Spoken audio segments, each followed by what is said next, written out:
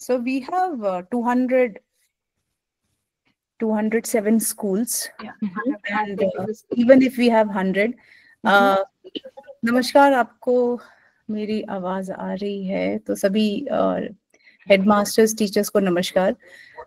ये जो आज का सत्र हमने शुरू किया टीचर्स ट्रेनिंग का, नॉर्मली हम लोग बच्चों को ही पढ़ा रहे थे, लेकिन हमारे प्रोजेक्ट ऑफिसर कुछ डिस्ट्रिक्ट में, हम 5 डिस्ट्रिक्ट में काम करते हैं, उन्होंने कहा कि अगर टीचर्स ट्रेनिंग की आप कुछ क्लासेस हम करें तो इस टाइम पे हम कर सकते हैं, और इससे पूरे सिस्टम को भी थोड़ा नई क्रियाकलाप का फर्क पड़ेगा, कुछ ऐसी चीजें जो शहर के स्कूल्स में होती हैं।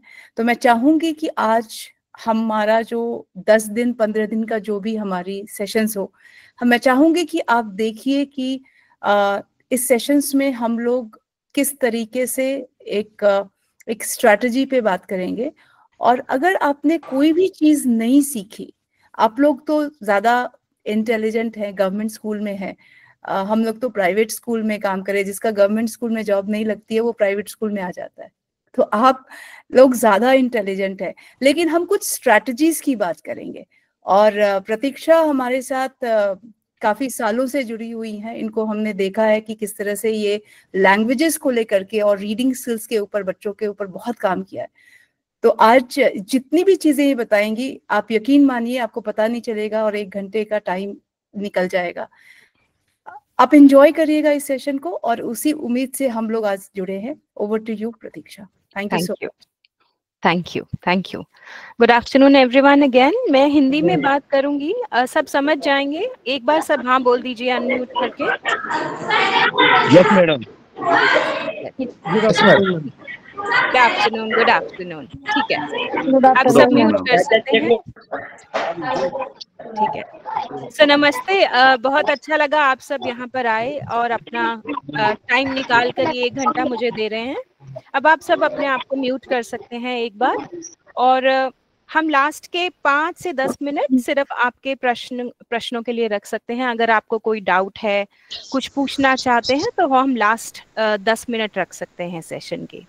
तो आज हम शुरू बात करेंगे। Let me share my screen. मैं थोड़ा थोड़ा बीच में इंग्लिश भी बोलूंगी, लेकिन बहुत सरल इंग्लिश बोलूंगी, बिकॉज लैंग्वेजेस एक माध्यम है, और इंग्लिश एक बहुत ही इम्पॉर्टेंट स्किल है आज के ज़माने में। ये नहीं कि सिर्फ इंग्लिश क्लास में जो बच्चे इंग्लिश सीखते हैं, इंग्लिश से हम घिरे हुए हैं, हम चाह कर भी उसको अवॉइड नहीं कर सकते। कोई टेक्स्ट बुक उठा लीजिए, आपके अपने कोई डॉक्यूमेंट्स उठा लीजिए, प्रॉपर्टी के पेपर्स उठा लीजिए, न्यूज़पेपर्स उठा लीजिए, रेस्टोरेंट के मेन्यू उठा लीजिए, न्यूज़पेपर्स के साथ जो पैम्फलेट्स आते हैं वो उठा लीजिए। कहीं ना कहीं आपको इंग्लिश से सामना करना ही पड़ता है।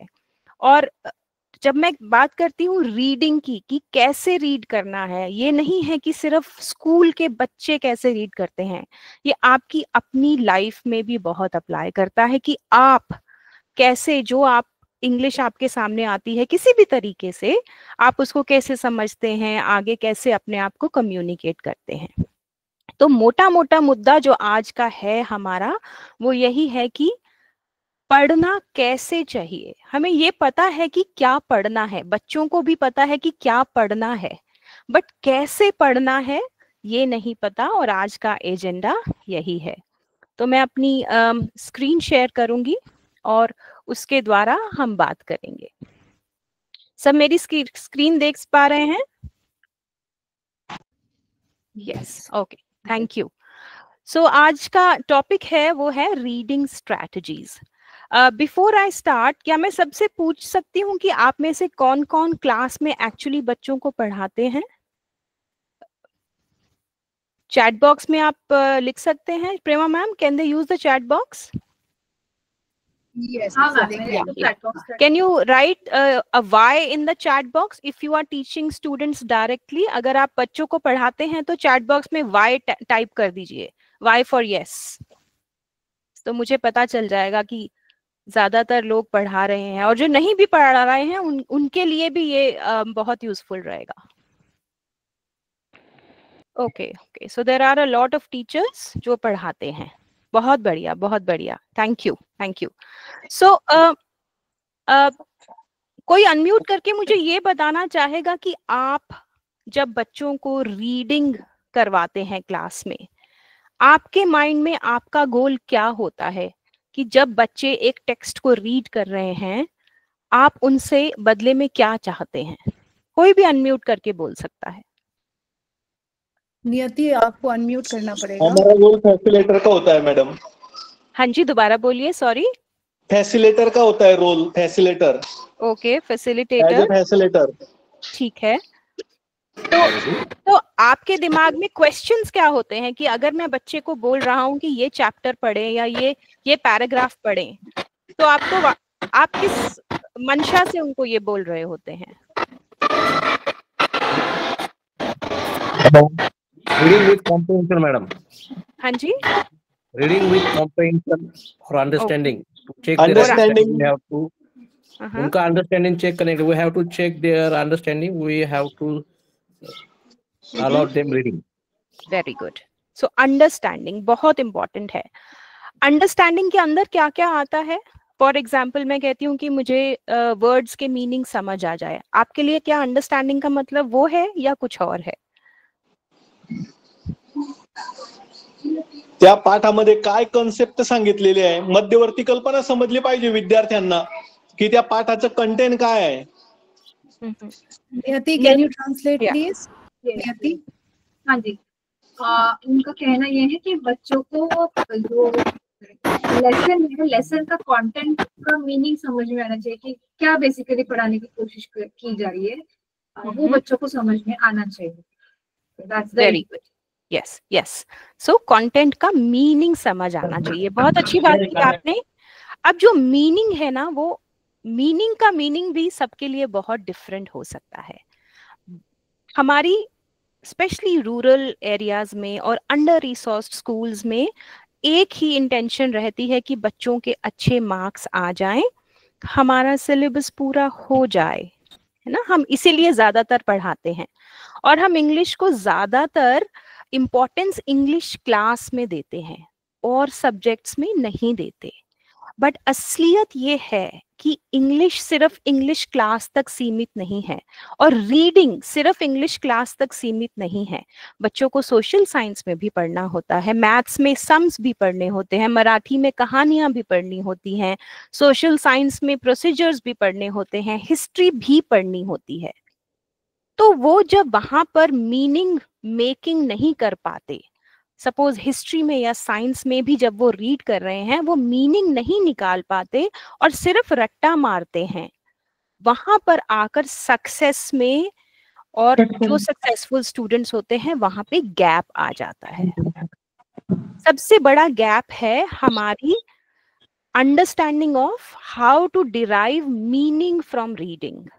ठीक है, सो मीनिंग कैसे निकालना है रीडिंग से, वो बहुत उनको बोलते हैं हम strategies, how to read, how to make meaning. और मीनिंग का मतलब ये नहीं है कि सरफेस मीनिंग, कि हमें वर्ड मीनिंग समझ आ गए, ऑथर क्या कह रहा है हमें ये समझ आ गया, सिर्फ मैसेज समझ आ गया, आंसर कहाँ से निकालना है चैप्टर में ये समझ आ गया। ये रीडिंग बहुत सरफेस लेवल पे है। हमें क्या समझना है कि ऑथर क्या नहीं कह रहा है, reading between the lines. Okay, so if you, I'll just move on the slide. So हमारा points of discussion आज 3 रहेंगे। Why reading is more than just words, जो मैंने अभी बात की कि रीडिंग सिर्फ ये नहीं है कि हमें वर्ड मीनिंग समझ आ गए, ऑथर क्या कह रहा है, थीम समझ आ गई, एक कौवा प्यासा था उसने पानी में डाले, हमें क्या समझ आया। हमने कभी बात नहीं की उस स्टोरी के बारे में कि why did the crow put the pebbles।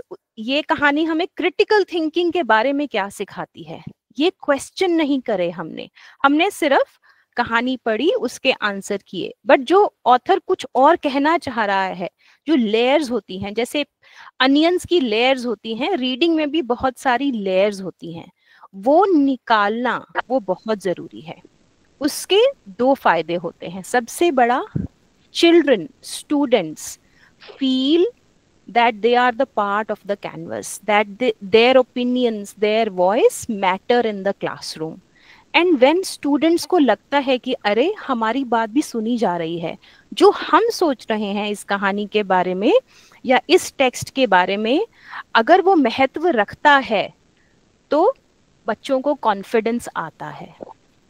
और सोचिए, आप एक क्वेश्चन एक्स्ट्रा पूछते हैं किसी कहानी के बीच में रुककर कि अगर तुम ये कैरेक्टर होते तो तुम क्या करते। और क्लास में 20 बच्चे, हर एक बच्चा अलग अलग चीज बता रहा है कि अगर हम ये होते तो हम क्या करते। और अगर 20 बच्चे वो बता रहे हैं तो कितने पॉइंट ऑफ व्यूज और पर्सपेक्टिव मिलेंगे और वो टेक्स्ट से इंटरैक्ट भी करेंगे उतना। इसीलिए कहते हैं reading is more than just words, it is much more. ये बहुत सारी सॉफ्ट स्किल्स के लिए तैयार करते हैं बच्चों को। क्रिएटिव थिंकिंग, आप आंखें बंद करके किसी कहानी के बारे में सोचते हैं जो हम आगे एक स्ट्रैटेजी करेंगे, क्रिएटिव थिंकिंग बढ़ती है, इमेजिनेशन बढ़ती है। अगर आप कैरेक्टर की जगह होते तो आप इस प्रॉब्लम को कैसे सॉल्व करते, क्रिटिकल थिंकिंग बढ़ती है, प्रॉब्लम सॉल्विंग बढ़ती है। जब आप उसी कहानी को अपने शब्दों में समझकर किसी और को बताएंगे तो क्या बढ़ती है आपकी कम्युनिकेशन स्किल्स। आप सबको समझ आ रहा है? मैं बहुत फास्ट तो नहीं जा रही? नहीं, समझ में आ रहा है मैडम। ठीक है, थैंक यू। सेकंड जो मुद्दा रहेगा हमारा आज का है why reading matters in rural education, specially गांव से, जहाँ पे ज्यादा रिसोर्सेज नहीं है लोगों के पास, जहाँ पे टेक्नोलॉजी नहीं है, जहाँ पे टीचर्स को ट्रेन करने की ज्यादा रिसोर्सेज नहीं है, जहाँ पे लोगों को पता नहीं कि कैसे पढ़ाया जाए। बट आप एक चीज हमेशा याद रखिएगा, सबसे बड़ा रिसोर्स होता है टीचर। टीचर से बढ़कर कोई रिसोर्स नहीं है, सब टीचर्स के अंदर होता है और स्टूडेंट्स के अंदर। आप विश्वास नहीं करेंगे, अगर आप रीडिंग के दौरान डिस्कशन ओपन करते हैं क्लास में, आपके बच्चे आपको क्या क्या नहीं सिखा सकते, आप इमेजिन भी नहीं कर सकते हैं। उनकी जो रीच होती है वो बाउंड्रीज में नहीं होती है, वो उनकी वाइल्ड इमेजिनेशन होती है, वो कहीं से भी अपनी लाइफ से उस कहानी को जोड़ के आपको कुछ भी बता सकते हैं। तो कभी भी ये मत सोचिएगा कि अगर हमारे पास कंप्यूटर नहीं है, हमें तो कोई ट्रेन करने नहीं आता, या हमारे पास ये किताबें नहीं हैं तो हम नहीं कर सकते, नहीं। और आजकल तो इंटरनेट ने सब कुछ इतना आसान कर दिया है, जो कुछ सीखना चाहता है बस यूट्यूब खोलने की जरूरत है, बट एक चाह होनी चाहिए। एंड आई थिंक टीचर्स, एक टीचर करेगी। नियति, can you put them on mute? Thank you. या सो रूरल एजुकेशन में और भी ज्यादा जरूरत है to bridge that gap between successful students and students who are successful but reading से वो ज्यादा सक्सेसफुल हो जाते हैं, बिकॉज दे नो कि मेरे पास जो मैं इंफॉर्मेशन से घिरा हुआ हूँ गूगल पर, टीवी पर, उसका मीनिंग कैसे निकालना है और क्या यूज करना है, वहीं पे गैप आ जाता है। थर्ड है why do we have some headmasters here, उनका क्या रोल है रीडिंग प्रोग्राम को प्रमोट करने का। ये बहुत ही मुझे बहुत अच्छा लगा कि हेडमास्टर्स यहाँ पर आए और स्पेशली उनके लिए आपका रोल ये है कि अगर आप एक चीज में विश्वास करेंगे उसका इफेक्ट ज्यादा होगा, because you as headmasters can touch the teachers, can inspire the teachers, teachers can inspire the students, you can inspire parents। अगर आप सेंटर में हैं तो सोचिए कितने लोग आप लोगों से अफेक्ट हो रहे हैं। बट उसके लिए आपका एक चीज में विश्वास करना बहुत जरूरी है। आप सिर्फ एडमिनिस्ट्रेटिव डिपार्टमेंट के या स्कूल के गाइडिंग लाइट नहीं है, you have the potential to touch a lot of people, inspire a lot of people, because अगर आप एक फिलॉसफी को मानकर चलेंगे तो सबको लगेगा नहीं कुछ तो सीरियस है।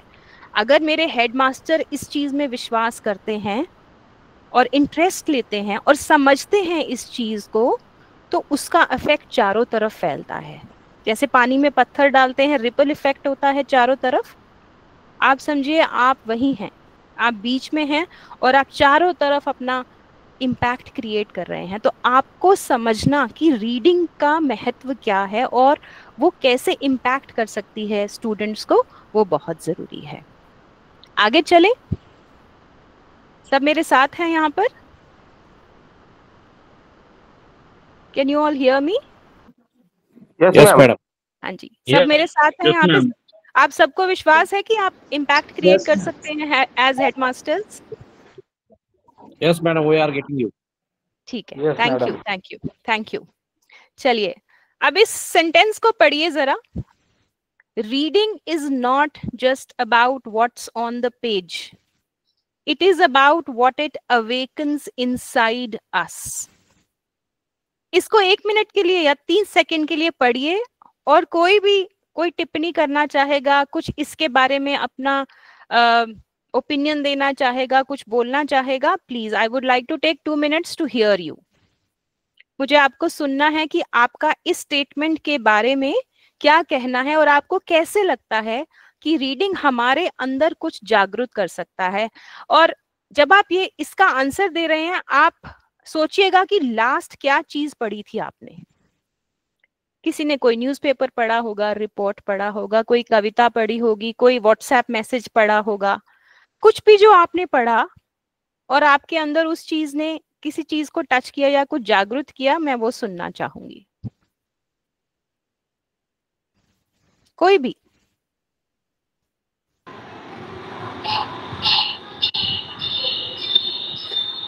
हाँ जी, Santosh ji, would you like to speak? Hello. हाँ जी। हाँ, I would like to tell you, madam. हाँ जी। That while we read, at that time we want to understand the theme, what is given in that particular passage or poem or etc. And we also experience our own view. What is the view in that content and what is our own view? We compare at that time. It is important. And even what is the perception of locality? What is the view of students or in social activities, etc. This is important. Beautiful Santosh ji, आपने दो बहुत ही important बातें बोली। Thank you so much for sharing that. एक आपने बोला कि जो मेरा व्यू है, how do I compare that view, ठीक है, उसको बोलते हैं रीडिंग की फील्ड में making connections with the text. वो बहुत जरूरी होता है, making connections with the text. अब आपकी लाइफ में भी ऐसा, बहुत कहानियों में ऐसी चीजें होती हैं कि जो आपकी लाइफ में ऑलरेडी हो चुकी होती हैं। तो अगर आप क्लास से पहले स्टूडेंट्स को कहेंगे कि आपको सिर्फ ये एक पेज पढ़ना है आज, चाहे आपको सारे वर्ड समझ आ रहे हैं नहीं आ रहे, आपको बस एक क्वेश्चन मार्क लगाना है पेंसिल लेकर जब भी आप वो चीज पढ़ें जो आपकी लाइफ में हो चुकी है, या आपने वैसी कोई भी मूवी देखी है, या आपने वैसा कोई भी सॉन्ग सुना है, या आपके किसी फ्रेंड के साथ ऐसा हुआ है। तो जब एक पर्पस से, सो फर्स्ट स्ट्रैटेजी है reading with a purpose, making connections. When you read with a purpose, तब आपको लाइन बाय लाइन स्टूडेंट्स को कुछ भी समझाने की जरूरत नहीं पड़ेगी। देखिए, हर किसी का अपना कनेक्शन बनेगा, राइट? सो वो इंटरैक्ट कर रहे हैं टेक्स्ट के साथ, वो एक सरफेस रीडिंग नहीं कर रहे हैं। वो क्या कर रहे हैं कि मैं एक सोशल एंगल दे रहा हूँ टेक्स्ट को। मैं टेक्स्ट को पढ़ रहा हूँ, आज ये मेरा दोस्त है, मैं इसके साथ बातें कर रहा हूँ। So that is the thing. So बहुत अच्छी पहली बात ये बोली संतोष जी ने, making connections. I hope everybody has a notebook और वो कुछ लिख रहे हैं, बिकॉज हमारी एक दूसरी क्लास भी होगी जिसमें हम ये सब रिवाइज करेंगे, और ये बहुत काम की चीजें हैं। अभी मैं लास्ट 10 मिनट के बाद एक एक्सरसाइज करवाऊंगी जिसमें हम सब ये चीजें यूज करेंगे। तो आप प्लीज नोटबुक, अगर फोन पे नोट करना, टाइप करना चाहते हैं तो फोन पे भी कर सकते हैं। So first is making connections and giving the students a purpose to read. ये पेज पढ़ना है सिर्फ to mark the places where you feel that you have a connection with the character or the story. ठीक है. Second एक चीज आपने कही Santosh ji, perception of locality. आप मुझे थोड़ा और इलैबोरेट कर सकते हैं, आपका मतलब क्या था ये कहने का? Perception, that means what is the perception of student and what is the perception of teacher, and what is the content given in the text or that poem. This is the perception, madam. Because different people make different opinion of the same content. Wow, wonderful. There are so many views of people. बहुत बढ़िया. ये आपने पूरा reading का, very good, ये आपने पूरा reading का निचोड़ निकाल दिया, बहुत ही अच्छा. सो आपने कहा परसेप्शन, ये बहुत मैटर करता है, बिकॉज रीडिंग में ना कुछ भी सही और गलत नहीं होता. अब आप मुंबई से हैं, मैं दिल्ली से हूँ, और कोई किसी दूसरे देश में बैठा होगा, वो सेम स्टोरी को पढ़कर बहुत डिफरेंट मीनिंग भी निकाल सकते हैं, उनकी प्रथाओं के हिसाब से, उनके कल्चर के हिसाब से, उनकी फैमिली वैल्यूज के हिसाब से. तो हम क्या करते हैं कभी कभी कि एनसीईआरटी है या एजुकेशन बोर्ड है, हमें बहुत सारे इंग्लिश में ऐसी स्टोरीज दे देते हैं जो दूसरे देशों से होती है या दूसरी जातियों से होती है, बट हमें स्टूडेंट्स को उनका कॉन्टेक्स्ट नहीं पता होता कि उनका बैकग्राउंड क्या है. जिस ऑथर ने ये स्टोरी लिखी वो कैसे जगह पे पड़ा बला बढ़ा और पला, तो वो बहुत मैटर करता है. वहां पर आती है ऑथर की वॉइस, कि क्या उसकी फैमिली कंडीशंस थी जिससे वो मजबूर होकर उसने ये स्टोरी लिखी, या जिससे इंस्पायर होकर ये स्टोरी लिखी. सो वो चीजें भी बहुत जरूरी होती हैं. वो थोड़ा एडवांस्ड है जब हम कंटेक्स्ट में जाते हैं कि कॉन्टेक्स्ट कैसे सेट करना है. बट बहुत ही उम्दा बात बोली, थैंक यू संतोष जी. सो अभी हमने दो बातें की हैं स्ट्रैटेजीज में. First is making connections with the text / giving students a purpose to read. Second is context, background क्या है स्टोरी का, वो आप इंटरनेट के थ्रू भी बच्चों को बोल सकते हैं एक चैप्टर स्टार्ट करने से पहले कि आप थोड़ा बहुत इस ऑथर के बारे में, या ये कहाँ पे इनका बर्थ हुआ था, ये कैसी स्टोरीज लिखते हैं, किस थीम पे लिखते हैं, आप थोड़ा इंटरनेट से रिसर्च करके आइएगा. और 4 बच्चों को कल मौका मिलेगा जो ये प्रेजेंट करेंगे. देखिए आपका काम कम होता है, बच्चों को अपनी एक वॉइस मिलती है, बच्चों को कॉन्फिडेंस आता है, होमवर्क करने का पर्पस मिलता है, और क्या पता किसके लिए कौन सा दरवाजा खुल जाए, क्या पता किसी को क्या अच्छा लग जाए जब वो पर्पस के साथ रिसर्च कर रहा है. सो ये दूसरा है. आगे चलते हैं. So please make note. You can also note down this. Reading is not just about what's on the page, it's about what it awakens inside us. हमारे अंदर कुछ भी हमें कुछ भी अच्छा लग सकता है, हमें रीडिंग में इंटरेस्ट आने लग जाता है, किसी टॉपिक में इंटरेस्ट आने लग सकता है, तो रीडिंग वो बहुत कुछ करती है. Now these are very important 3 things before I move to the activity. All learning is social and transactional. आप लोग जब छोटे थे या यंग थे, आप अगर याद करेंगे तो हमने जो भी सीखा है किसी ना किसी से किसी तरीके से बात करके, या किसी रिलेशनशिप में आके, या किसी से कोई अटैचमेंट करके सीखा है. आपको याद होगा कि पहली मूवी मैंने ये देखी थी, पहली बार मैं थिएटर में ये गया था, और आपको वो एक्सपीरियंस याद रहेगा कि आपने किससे बात की थी, किसने कैसे रिएक्ट किया. आपकी जब पहली नौकरी लगी थी तो वो भी सोशल था. All learning that happened was a part of a social setup.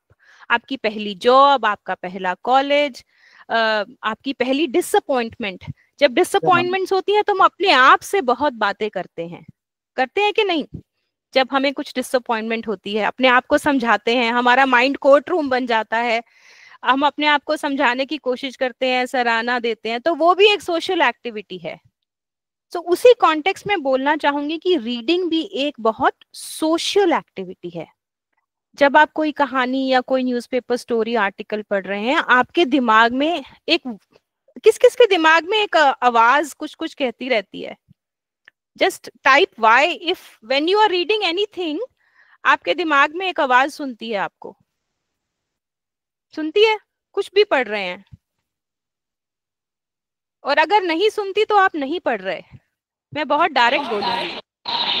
If there is no voice in your head when you are reading, then you are not reading.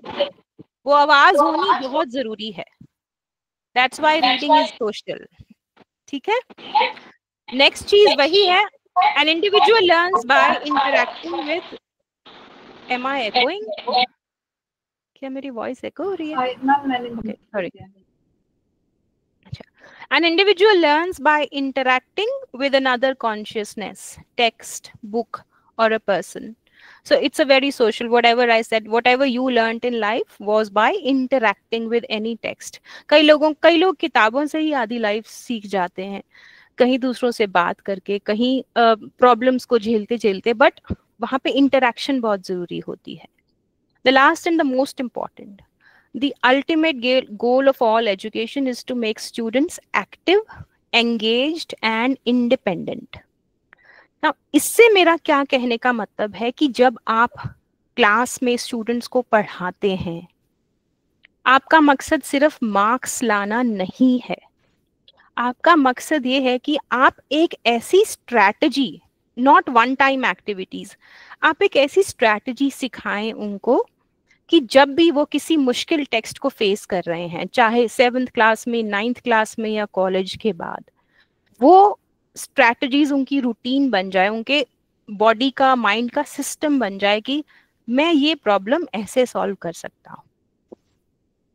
ये वाली रूटीन्स होती हैं स्ट्रैटेजीज. आप सोचिए, अभी तो सिर्फ 2-3 पेज के टेक्स्ट होते हैं. जब बच्चे कॉलेज में जाते हैं 20-20, 40-40 पेज के टेक्स्ट्स होते हैं, चैप्टर्स होते हैं, उनके नोट्स बनाने होते हैं, थीसिस लिखनी होती है.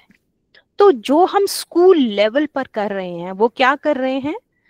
We are teaching them how to be independent, कि हमें टीचर की जरूरत ना पड़े जब हम we are making sense of information.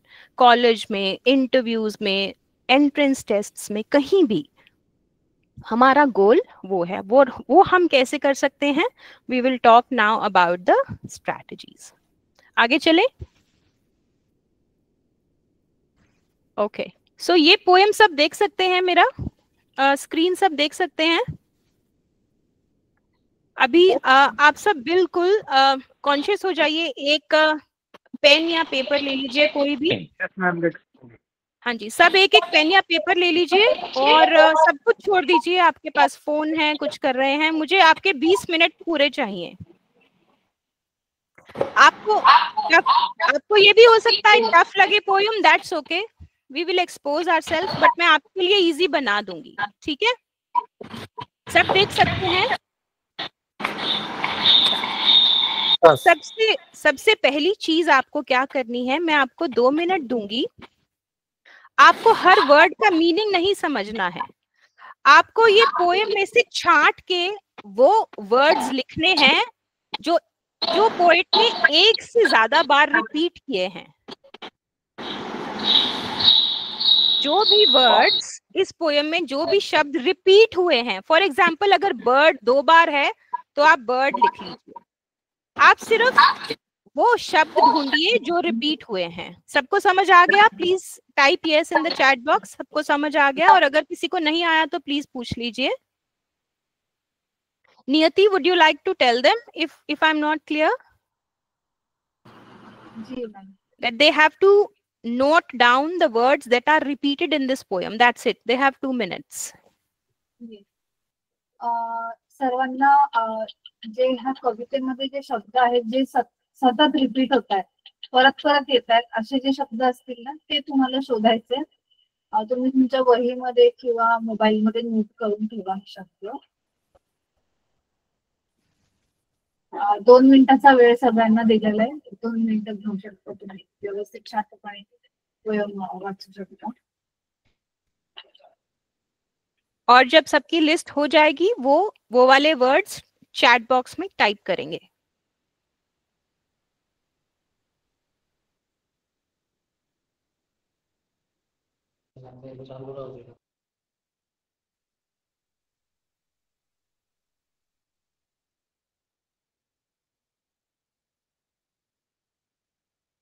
कई लोगों ने हैंड्स रेज किए हैं. अगर वो कुछ पूछना चाहते हैं तो पूछ सकते हैं.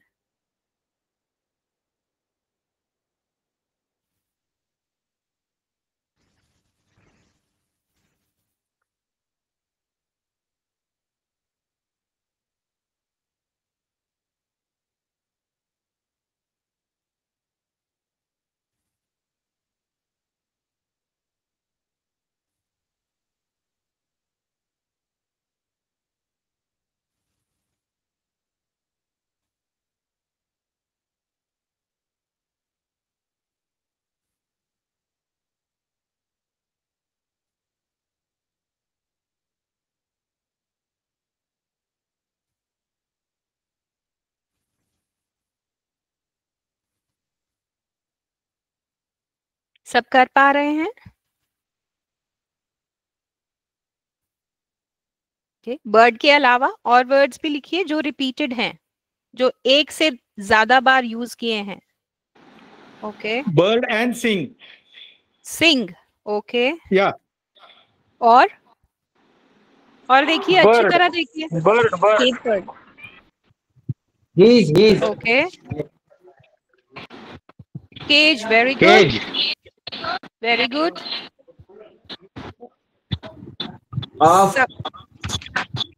Sky, wing, tree, very good, very good. Madam wing yes, wing, yes, wings, free. और कुछ?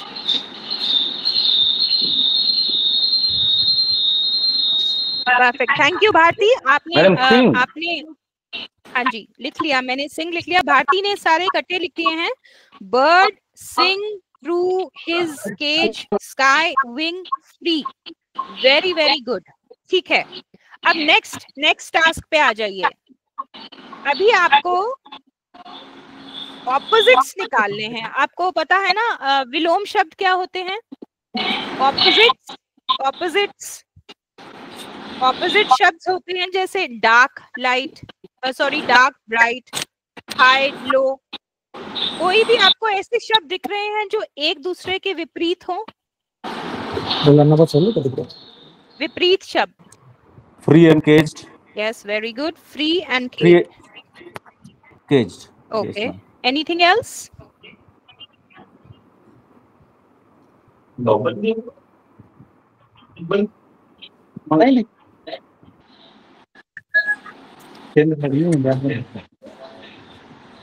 Anything? sky and free come again, tree का क्या ऑपोजिट बता रहे हैं आप?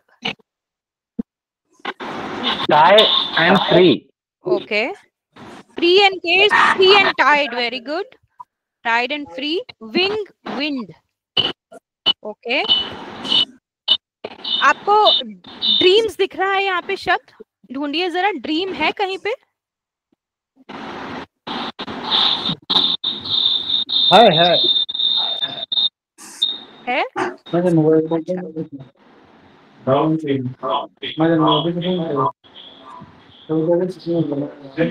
नाइटमेयर क्या होता है? Prema ma'am, can you just mute them? Thank you. Nightmare क्या होता है? नाइटमेयर किसी को पता है? नाइटमेयर क्या होता है?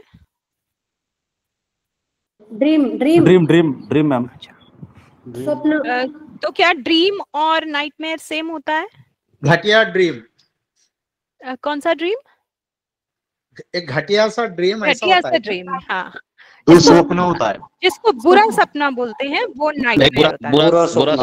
नाइटमेयर होता है बुरा सपना, और ड्रीम सुंदर भी हो सकता है। ठीक है, ठीक है, वेरी गुड। सो आपने मुझे रिपीटेड वर्ड्स दे दिए, आपने मुझे ऑपोजिट्स दे दिए। अब थर्ड थिंग है, सबको क्रिया वाले शब्द पता है क्या होता है? Verbs in English, VERBS, verbs. Action words, सारे एक्शन, हाँ, सारे जो भी आपको समझ आ रहे हैं, एक्शन वर्ड्स निकाल के दीजिए मुझे इसमें से। All the words that are action words or verbs. Kriya. You can keep typing. Climb. You can keep typing in the chat box. Climb. Dawn, night, किसी ने लिखा है dawn और night, opposite words, बहुत अच्छा है। किशोर जी, thank you. That's a very good addition. Leaps, okay. सारे action words निकालिए।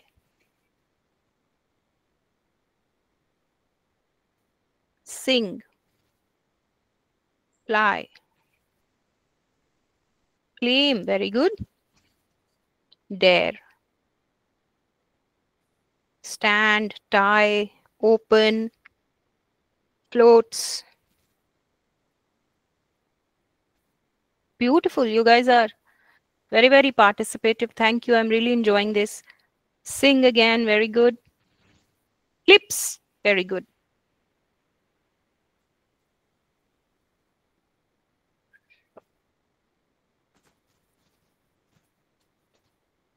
shout,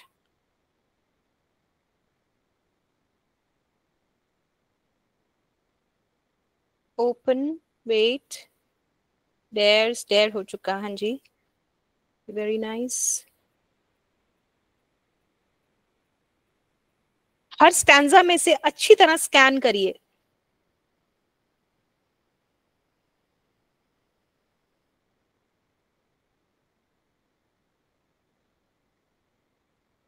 Wonderful, wonderful. बहुत अच्छा. So we have about 16 to 17 words which you were able to take out. सबको verbs समझ आ गए? Great, wonderful, thank you. Fourth thing, जितने भी words nature से रिलेटेड हैं आपको दिख रहे हैं, प्रकृति से, नेचर से, वो सब लिखिए. You can keep typing in the chat box. मैं एक एग्जाम्पल दे रही हूं. फॉर एग्जाम्पल ब्रीज, हवा. ओके, सो जितने भी नेचर रिलेटेड वर्ड्स हैं, ब्रीज, हिल, वेरी गुड, विंड, सन, रे, sky, wind, sun, warm. Beautiful. Or free, dawn,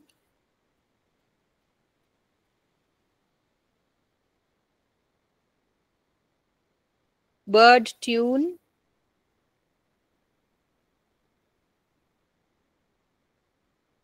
warm, worms, shadow. Beautiful, beautiful. Shadow, मैंने कभी नहीं सोचा था shadow. बहुत अच्छा. That's a very beautiful perspective. Shadow भी नेचर में ही आती है, तो कभी हम मिस कर सकते हैं. Downstream, very good, bird. Thank you, wonderful, wonderful. ठीक है, एक और चीज, अब सबको adjectives भी पता होते हैं क्या होते हैं, describing words, वो ढूंढ के निकालिए जरा इस पोएम में से. Adjectives, describing words. हिंदी में क्या बोलते हैं adjectives को? Sorry, I forgot. विशेषण, विशेषण. Yes, thank you. ठीक है, विशेषण लिखती हैं. ब्राइट,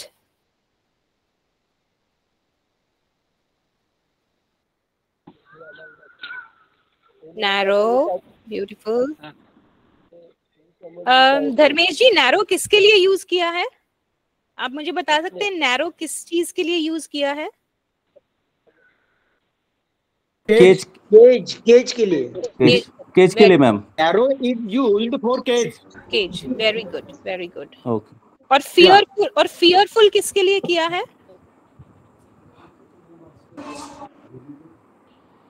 फियरफुल किसके लिए किया है यूज?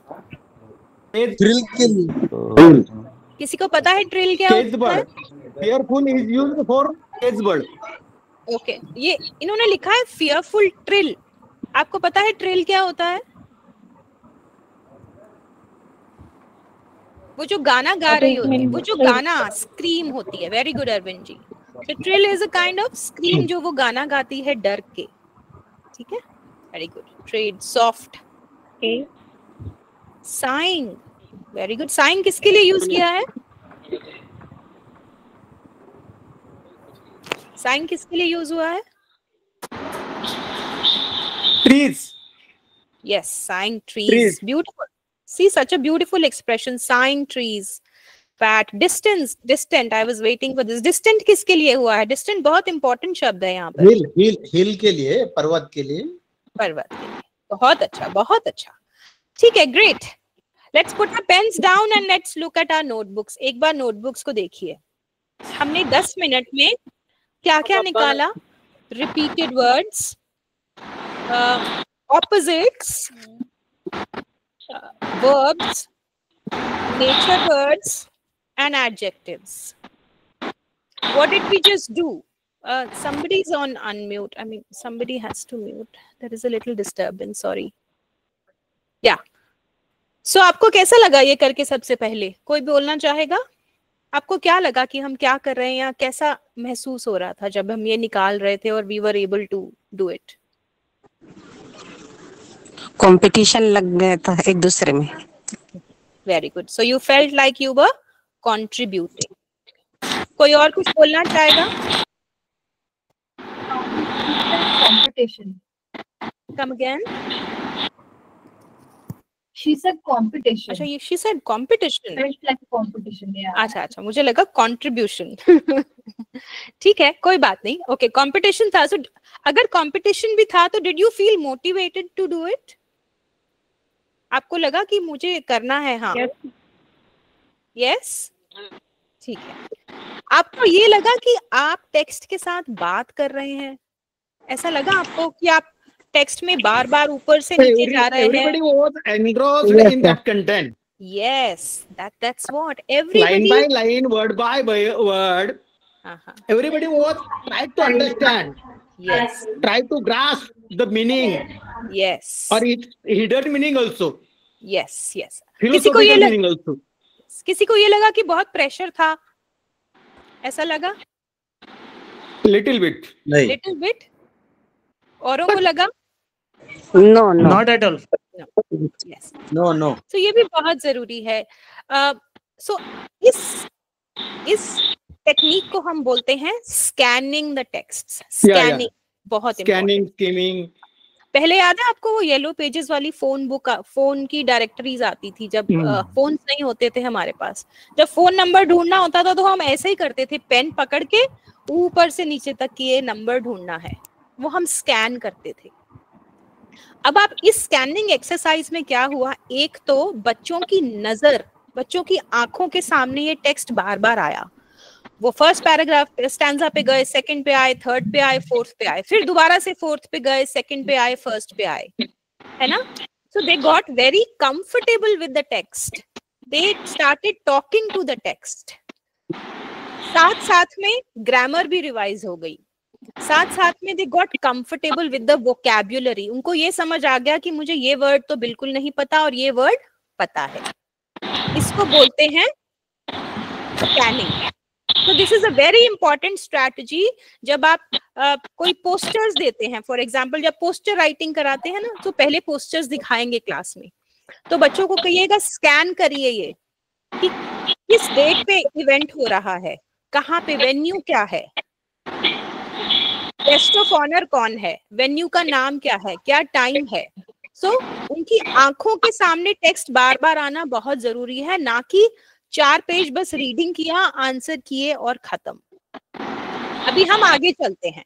आप एक बार अपनी नोटबुक्स पे देखिए और सिर्फ उन वर्ड्स को देखिए जो रिपीट हुए हैं।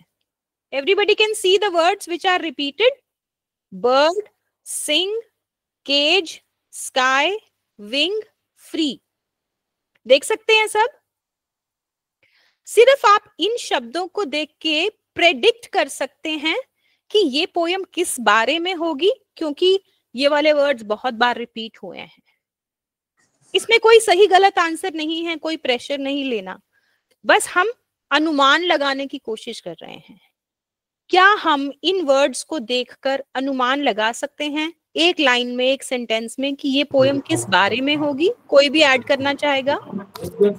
There is a difference between the free bird and cage bird. And cage bird.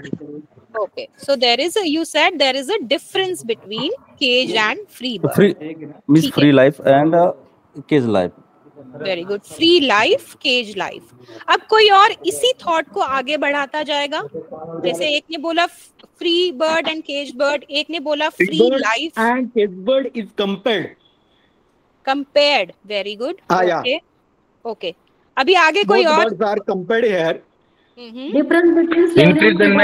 imprisonment and free life, democracy and imprisonment. Very good. Imprisonment and free life. You said democracy also? Okay, very good. अब कोई और जो ये thoughts बोल चुके हैं, एक minute, कोई ये जो शहरी भाग और ग्रामीण भाग, दोबारा बोलिए। शहरी भाग और ग्रामीण भाग टाइप का भी जिसमें अपन ये कर सकते। बहुत बढ़िया, बहुत। So I can say urban India and rural India. Very good. बहुत अच्छा। और आगे कोई और थॉट? यानी सिटी और अर्बन का बताया है उसमें। ठीक है, सिटी और अर्बन का बताया है, ठीक है। इसमें बर्ड्स को ही क्यों लिया, ह्यूमंस को क्यों नहीं लिया? Come again, so sorry I missed you. Difference between slavery and freedom. slavery and freedom. Very nice. Bird and cage अब bird. कोई मुझे ये बताएगा कि वो हो चुका, कोई नया थॉट ऐड करना चाहेगा इसमें कोई? The cage bird is expressing his thought through singing. Verbally, he is expressing his inner pains or whatever the feelings he has. Very good. Or it has. और उसका सॉन्ग कैसा है? कैसा है उसका? हैप्पी सॉन्ग है या सैड सॉन्ग है? No, sad song. Grey of dreams, like. ठीक है, अब आपको कैसे पता चला कि ये सॉन्ग सैड है? Can you tell me that line from the text जहाँ पे आपको ये पता चल रहा है कि वो सॉन्ग सैड है? A cage bird stands on the grave of dreams. His shadow shouts on a nightmare scream. Actually, he's screaming there, ma'am. Yes, yes. Just he's crying about his life. His wings are clipped. This what shows that that bird is in a pain, and he can't move, so he's just using singing to express his inner feelings, thoughts. Okay. Okay. Beautiful, beautiful. कोई और कुछ add करना चाहेगा? Yes, nightmare. हाँ जी, nightmare. He just seeing a nightmare. हाँ. Bad dreams. He just see a bad dreams in night. Overthinking. Okay. Okay. Okay. Cage bird sings, but he's seeing with fear. The word is used there, fearful trip. Yes. See, very good. Now you're able to. He's not singing freely.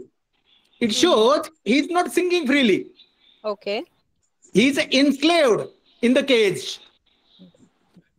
Wonderful. And Thank everybody you. wants freedom. Whether he is a man or a bird or human or animal. ठीक है, बहुत बहुत बढ़िया। मेरा last question, poet ने यहाँ पर birds को ही क्यों चूज किया फ्रीडम और स्लेवरी का या ऑपरेशन का कॉन्सेप्ट दिखाने के लिए? ह्यूमंस को चूज क्यों नहीं किया? कुछ भी आंसर हो सकता है, कोई गलत सही नहीं है। The poet want to show that the bird can soar in the sky. Means he can he can freely enjoy his life. So that will be freely soar in the sky. It's really means a deep meaning, ma'am. Very good. Anybody else? किसी के पास कोई और Birds expressions and emotions are one by one. I can't hear. From one country to another. I'm sorry, बहुत सारे लोग इकट्ठे बोल रहे थे, मुझे सुना नहीं। हम एक एक बोल सकते हैं? हाँ जी। The thing happening in nature. Okay. So he just want to give an example. It's an example in nature. It's a natural example. It may be happening in human life. Okay. Okay. So nature all encompassing होती है। Nature में Yeah. Bird is part of nature and we can't slave it. बहुत बढ़िया, बहुत बढ़िया। So birds expressions and emotions are very active. Expressive. So they expressing emotional of nation, countries, other countries or states, because so many birds migrate from one place to another, one country to another. Wow, that's a very different angle. Beautiful. Thank you, Santoshi. Ma'am, each and everyone needs freedom. Very good. Each and everyone needs freedom. Wonderful. Also, जो मुझे लगता है कि जब हम freedom के बारे में one more answer. Sorry, yeah, please go ahead. The birds has without wings they could not be fly in the sky. At the same way, the human beings without education and knowledge, how they survive into the world. Wow. I think I am learning a lot from you all.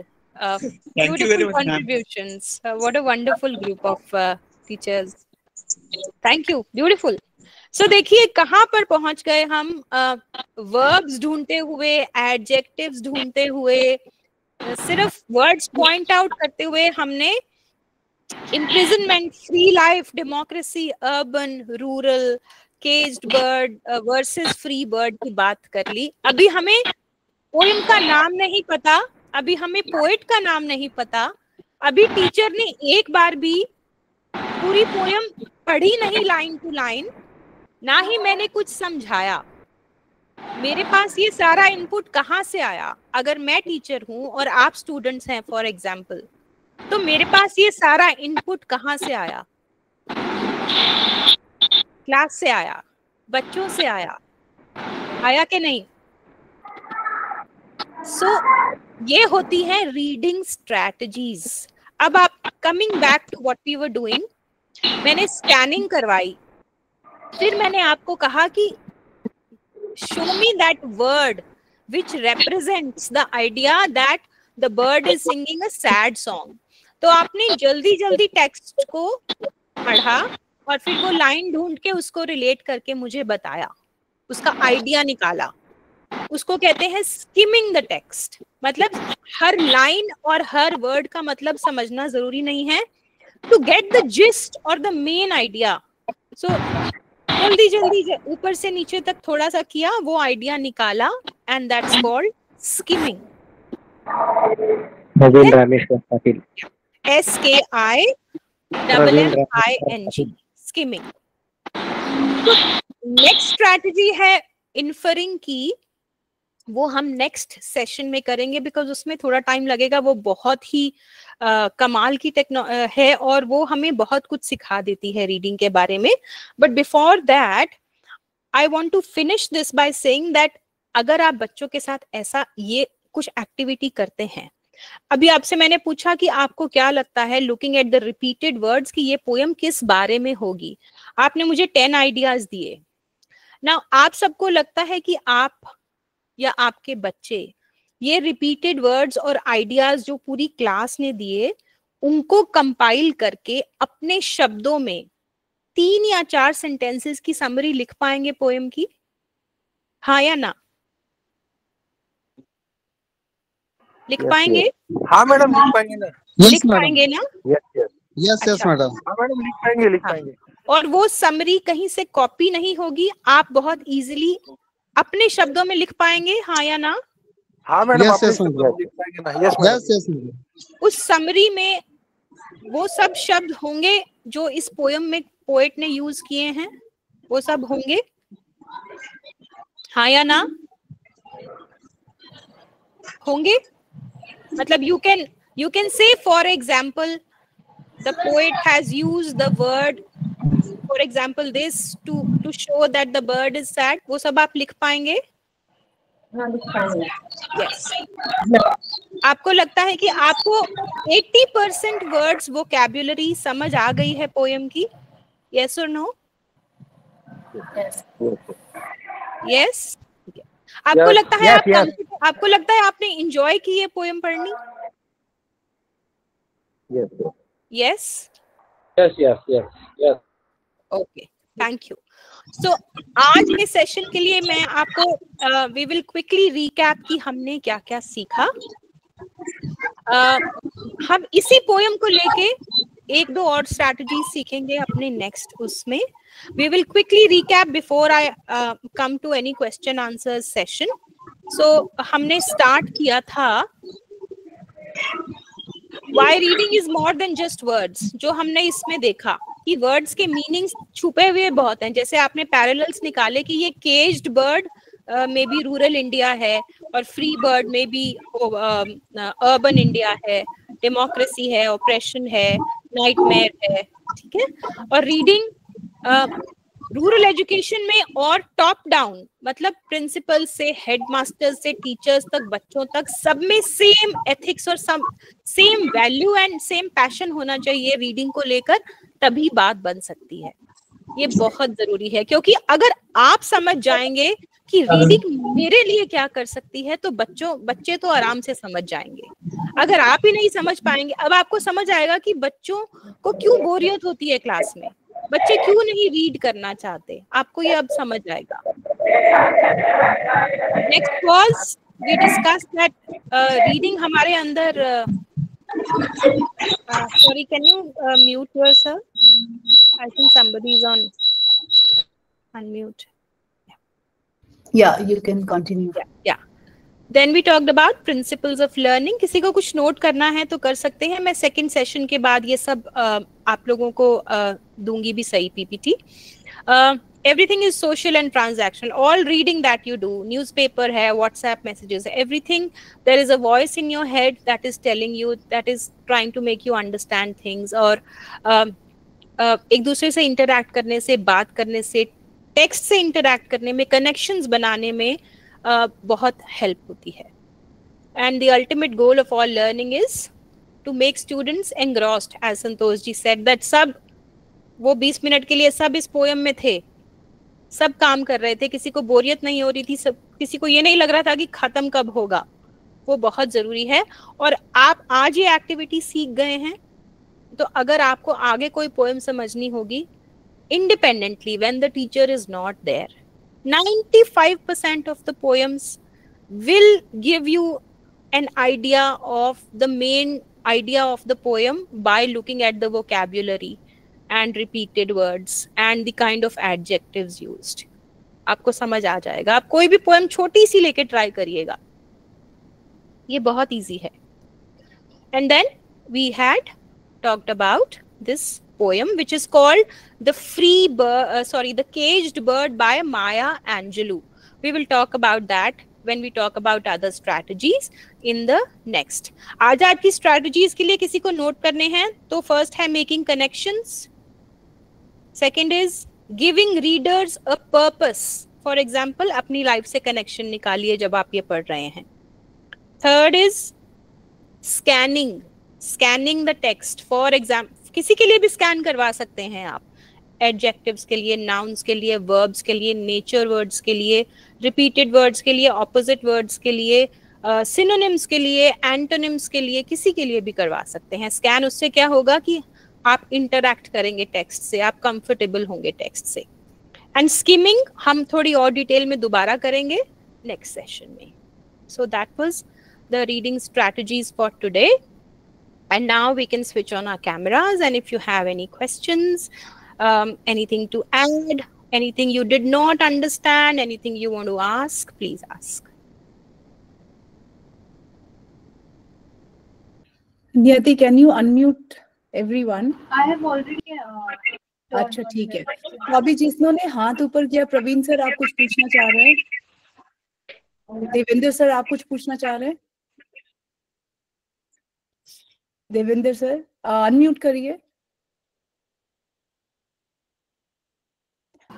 Sadanand sir आप कुछ पूछना चाह रहे हैं?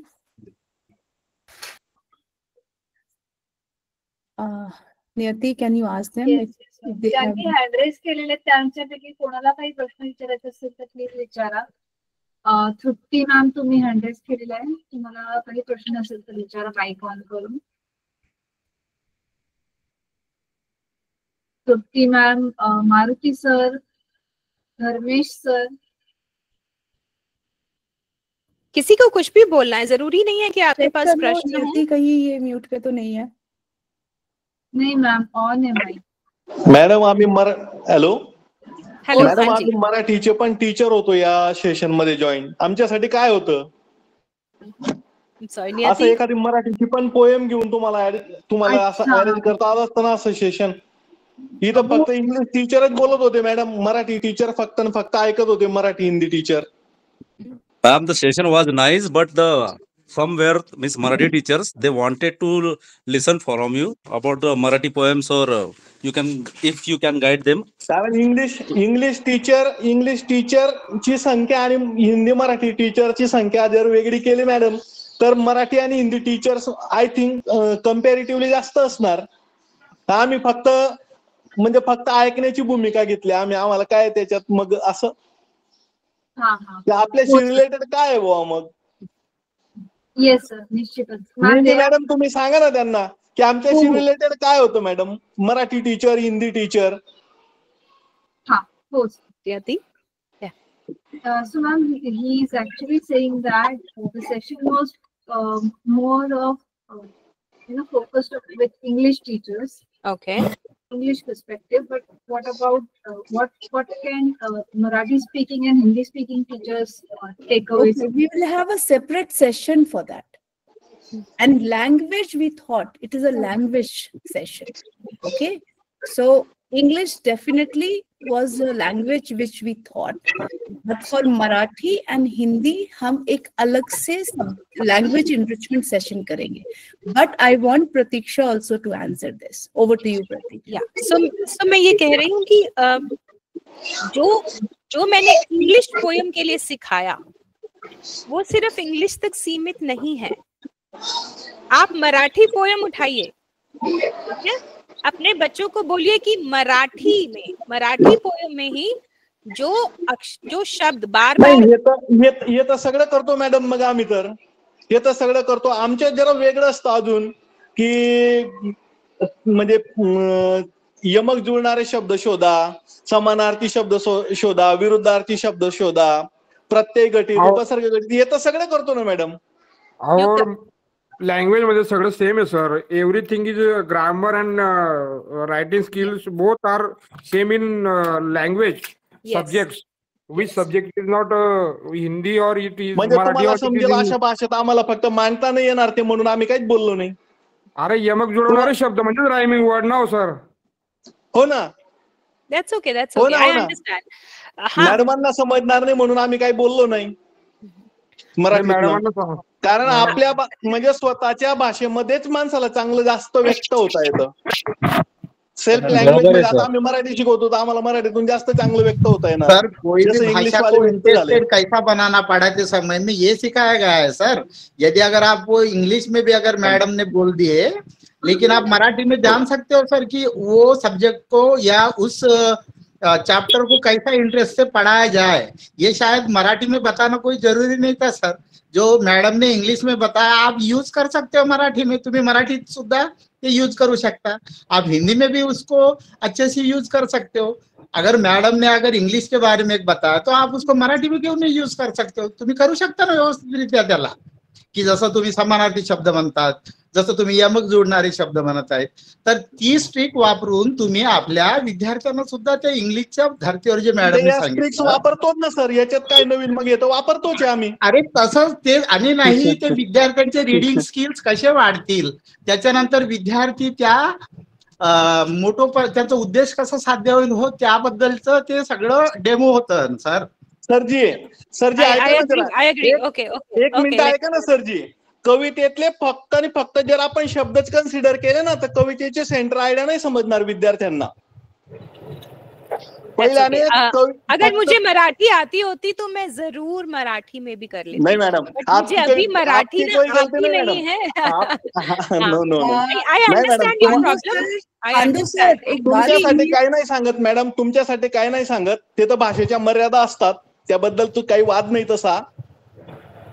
पण कवितेतले फक्त शब्द जर लक्षात घेतले मॅडम तर कविता पूर्णपणे विद्यार्थ्यांपर्यंत नाही ती पोहोचणार. कवीला काय म्हणायचंय ही ती सेंटर आयडियाच विद्यार्थ्यांपर्यंत पोहोचवावी लागेल तरच ती कविता समजणार आहे. आणि कविता म्हणजे नुसता शब्दांचा खेळ नसतो, त्याच्यात शब्दांच्या पलीकडचे खूप अर्थ असतात. आता सगळ्या घरांनी आपली डोकी उचलली म्हणजे याचा फार वेगळा अर्थ असतो मॅडम. किंवा गंगेच्या काठी अख्खं नाशिक शहर लोटलं एवढ्या शब्दांचा फार वेगळा असतो, त्याच्या पलीकडे अर्थ असतो खूप. म्हणजे मराठीमध्ये वाच्यार्थ, लक्ष्यार्थ, व्यंग्यार्थ असे वेगवेगळे अर्थ असतात मॅडम शब्दांचे.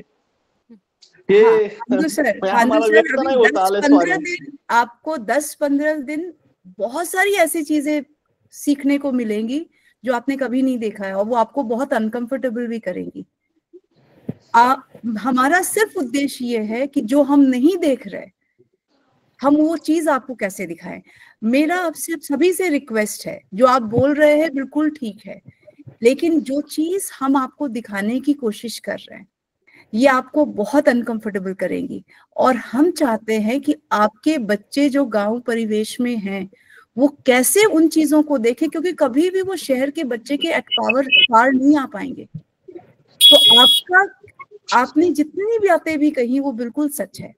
आज ये इंग्लिश की रीडिंग स्ट्रैटेजीज का एक सेशन है और दूसरा सेशन परसों होगा, और उसके बाद एक फीडबैक फॉर्म आप लोगों को मिलेगा जिसमें आपसे पूछा जाएगा कि आपने जो सीखा उसका क्या लाभ होगा, और उसके क्वेश्चंस प्रतीक्षा मैम देगी। रीडिंग स्ट्रैटेजीज के ऊपर क्लास करने का सिर्फ एक उद्देश्य था। हर स्कूल को 50 किताबें तो हमने दे दी, लेकिन कितनी किताबें हैं जो आपके अलमीरा में जाकर के रह गई, बच्चों ने कभी उठाई नहीं, और शायद अगर उठाई भी तो फोटो खिंचवाने के लिए। ये बहुत इंपॉर्टेंट है।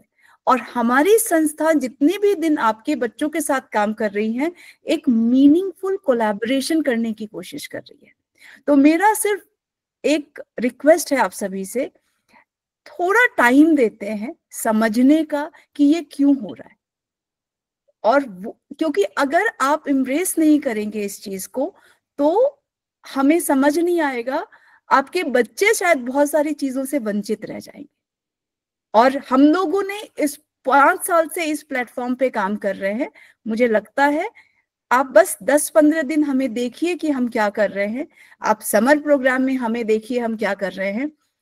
आप थोड़ा पेशेंस अगर रहेगा, और आपने जैसा कहा हिंदी और मराठी इसमें भी हम लोग सेशंस करेंगे, आप थोड़ा सा पेशेंस रखिए। आपने जितनी भी बातें कही बिल्कुल सच है। आज इंग्लिश का सेशन था, और इंग्लिश के सेशन में हमने हेडमास्टर्स को इसलिए बुलाया था ताकि आप देखें कि इंग्लिश में भी एक स्ट्रैटेजी है जिससे हम पढ़ते हैं। हम बच्चों को बोलते हैं ये पढ़ता नहीं है, अरे आपने उसको तरीका सिखाया पढ़ने का, पढ़ने का तरीका सीखेंगे तो सब लोग इकट्ठे पढ़ेंगे। तो आज का अभी आप लोगों को छुट्टी का टाइम है, बच्चे घर जा रहे हैं, आप लोगों को भी घर जाने का टाइम है। आप लोगों के हिसाब से ये 4 से 5 का सेशन है, अदरवाइज कोई भी सेशन 2 घंटे से पहले खत्म नहीं होता। हम लोगों ने हर चीज आप लोगों के हिसाब से एक इंगेज करने की कोशिश की है। मुझे लगता है कि अगला जो हमारा सेकेंड सेशन हमारा होगा परसों इंग्लिश का, उसमें 2 और स्ट्रैटेजीज के बारे में प्रतीक्षा मैम बताएंगी। इस सेशन की रिकॉर्डिंग आप लोगों को दे दी जाएगी ग्रुप में।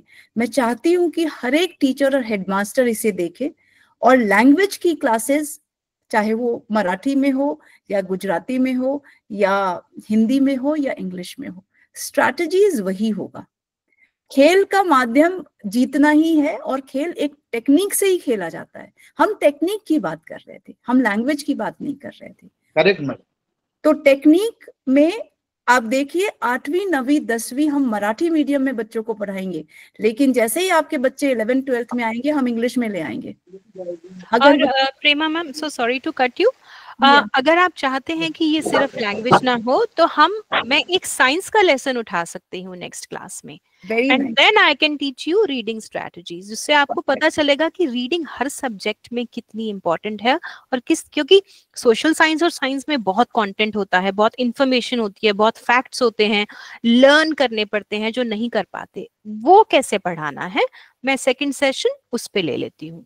That will help you more. Yeah, that will be great, and we will give you the book content English में इस सोशल साइंस का, और उस कंटेंट में हम टीचर्स को, हम सोशल साइंस टीचर्स को भी बुलाएंगे, हेडमास्टर्स भी आएंगे, और आपके ही हिसाब से will run, so that will be great. I think इस